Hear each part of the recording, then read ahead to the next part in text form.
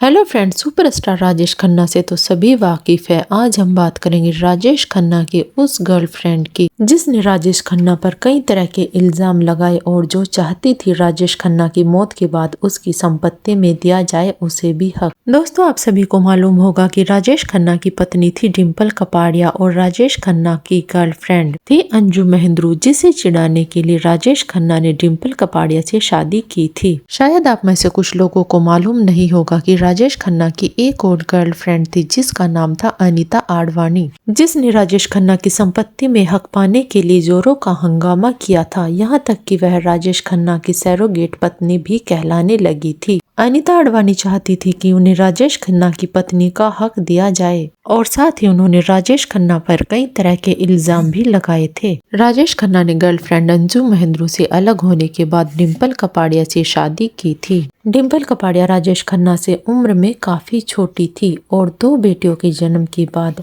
राजेश खन्ना और डिम्पल कपाड़िया अलग रहने लगे थे। डिम्पल कपाड़िया ने एक इंटरव्यू के दौरान कहा था, राजेश खन्ना से शादी करना उनकी जिंदगी की सबसे बड़ी भूल थी और राजेश खन्ना के घर में कदम रखते ही उन्हें इस बात का एहसास हो गया था कि उन्होंने शादी करके बहुत बड़ी गलती की है। राजेश खन्ना की कथित गर्लफ्रेंड अनीता आडवाणी ने 2013 में रेडिफ को दिए एक इंटरव्यू के दौरान कहा था, जब वह 1-2 ड्रिंक पी लेते थे तो वह असभ्य हो जाते थे, उन्हें संभालना मुश्किल हो जाता था। अनीता ने कहा, राजेश खन्ना को गुस्सा करने के लिए किसी वजह की जरूरत नहीं होती थी, उन्हें कोई भी चीज परेशान कर देती थी। ऐसा लगता था जैसे उन्हें गुस्सा आना ही था। उनका गुस्सा आने के लिए किसी महत्वपूर्ण वजह का होना आवश्यक नहीं होता था और जब वह नशे में होते थे तब वह उन्हें चोट पहुंचाते थे। वह नशे में गाली गलौज करते थे और उनके साथ मार पिटाई भी करते थे। नशे में राजेश खन्ना ने उन्हें नाखूनों से खरोंचें भी मारी थी।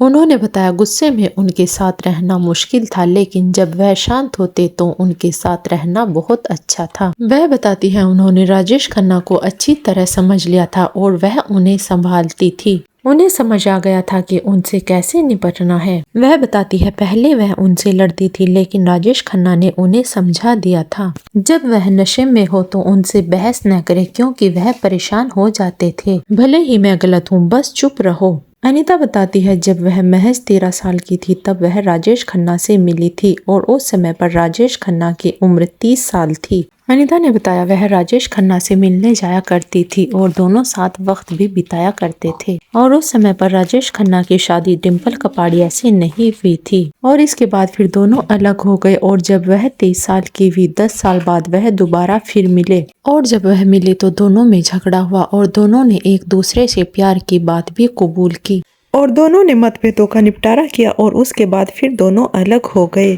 और साल 2000 से वह नियमित रूप से मिलने लगे और इसके बाद साल 2006 से राजेश खन्ना के अंतिम समय तक वह साथ रहे। रिपोर्ट्स के मुताबिक राजेश खन्ना और अनीता साल 2006 से काका के बंगले आशीर्वाद में साथ रह रहे थे। TOI को दिए एक इंटरव्यू में अनीता ने कहा था, राजेश खन्ना से उनका परिवार कोई मतलब नहीं रखता है। राजेश खन्ना भी खुद साथ में रहना पसंद नहीं करते हैं और जब साल 2012 में राजेश खन्ना का निधन हुआ तब अनीता ने उनकी संपत्ति पर अपना हक भी मांगा था और अनीता ने राजेश खन्ना की पत्नी का हक पाने के लिए खूब हंगामा किया था और वह खुद को राजेश खन्ना की सैरोगेट पत्नी कहलाने लगी थी। उनका दावा था कि वह राजेश खन्ना के लिए करवा चौथ का व्रत भी किया करती थी। साथ ही अनीता ने डिम्पल कपाड़िया और ट्विंकल खन्ना पर हिंसा का आरोप भी लगाया था। हालांकि उनकी यह दलील कहीं सुनी नहीं गई। साथ ही अनीता ने यह भी दावा किया था कि काका का उनके परिवार से कोई लेना देना नहीं है